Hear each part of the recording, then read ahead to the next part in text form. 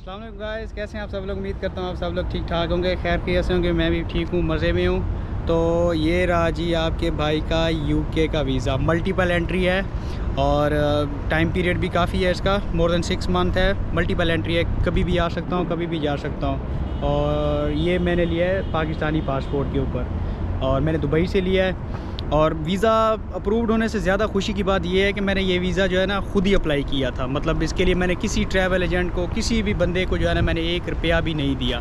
मैंने ये ख़ुद वीज़ा अप्लाई किया है। ऑनलाइन इसका फ़ॉर्म था, वो फ़िल किया। फ़ॉर्म फ़िल करने के बाद मैंने जो है इसका 151 US डॉलर इसकी फ़ीस पे की, जो कि बनते हैं तकरीबन 550 दिरहम्स। पाकिस्तान में 40-41 हज़ार, इंडिया का 10-12 हज़ार रुपये बनते हैं।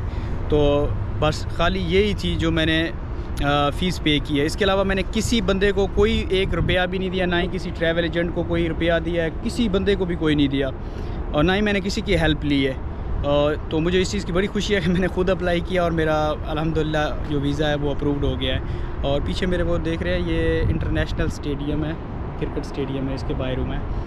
अच्छा, तो मैं यही कहना चाहता हूँ कि अगर आपने भी अगर कोई वीज़ा वगैरह अप्लाई करना होता है ना, तो आप उसके बारे में रिसर्च करें प्रॉपर तरीके के साथ कि इसके क्या डॉक्यूमेंट्स लगते हैं, क्या क्या चीज़ है। मैंने इसके साथ 6 मंथ की बैंक स्टेटमेंट लगाई थी, NOC लगाई थी, और जो प्रीवियस वीज़े थे मेरे उसकी कॉपीज़ लगाई थी।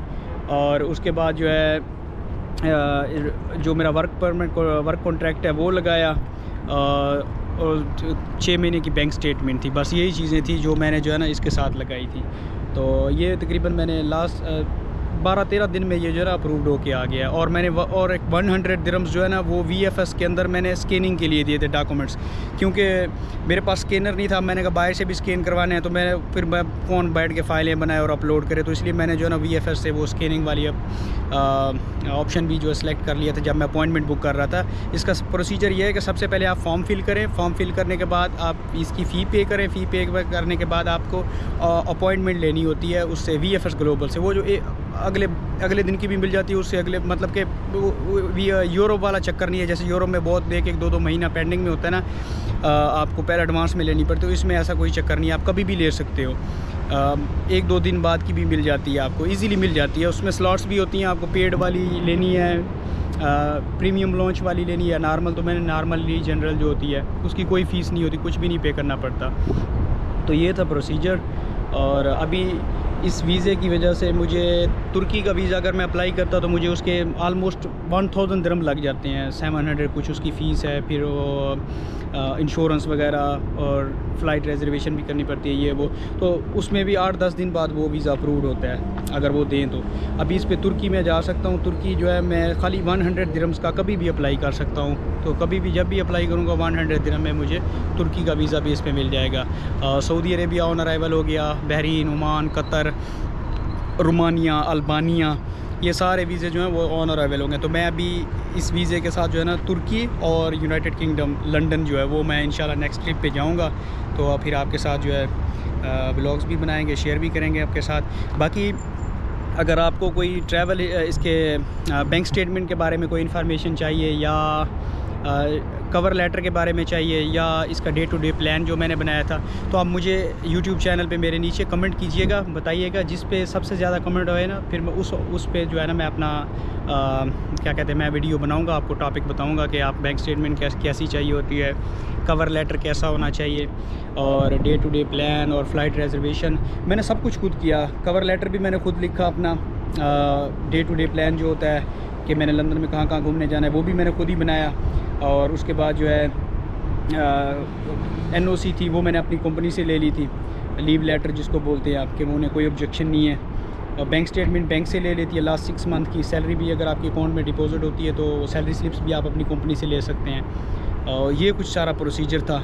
और बैंक स्टेटमेंट वो काफ़ी फोकस के साथ देखते हैं कि आपकी जो है ना कि ये सोर्स ऑफ इनकम क्या है। अगर आपकी कोई बिज़नेस करते हैं तो आप अपने टेनेंसी उसका बिज़नेस का जो होता है कॉन्ट्रैक्ट होता है वो लगा सकते हैं।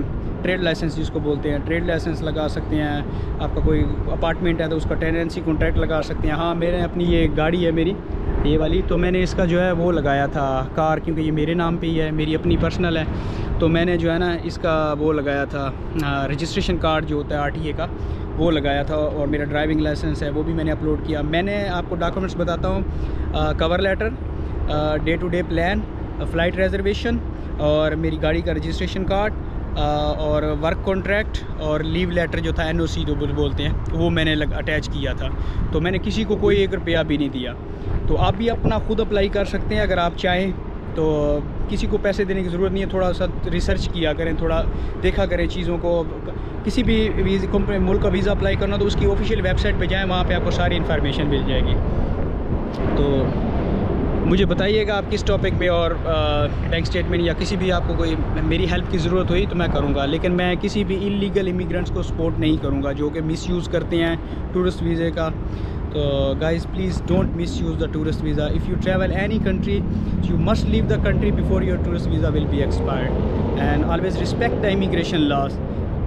ओके गाइस, और ये राजी स्टेडियम, दुबई का जो स्टेडियम है, इंटरनेशनल स्टेडियम है। जब भी क्रिकेट के मैचेस वगैरह होते हैं वो यहाँ पे होते हैं। ये अभी भी कोई ये बैरियर लगा रहे हैं, कोई लीग है शुरू हो रही है यहाँ पे, और ये स्पोर्ट सिटी का एरिया है।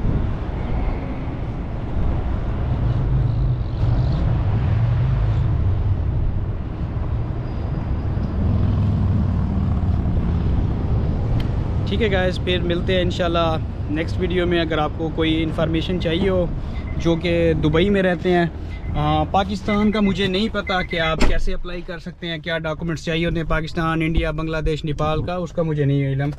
तो बाकी अगर दुबई से अगर आपने करना है तो किसी भी बंदे को कोई हेल्प की ज़रूरत हो तो मेरे से जो है आप कमेंट के ज़रिए रब्ता कर सकते हैं। फिर यूट्यूब के नीचे चैनल मेरा जो है इसके नीचे कमेंट कीजिएगा तो मैं आपको गाइड कर दूंगा वहीं पे।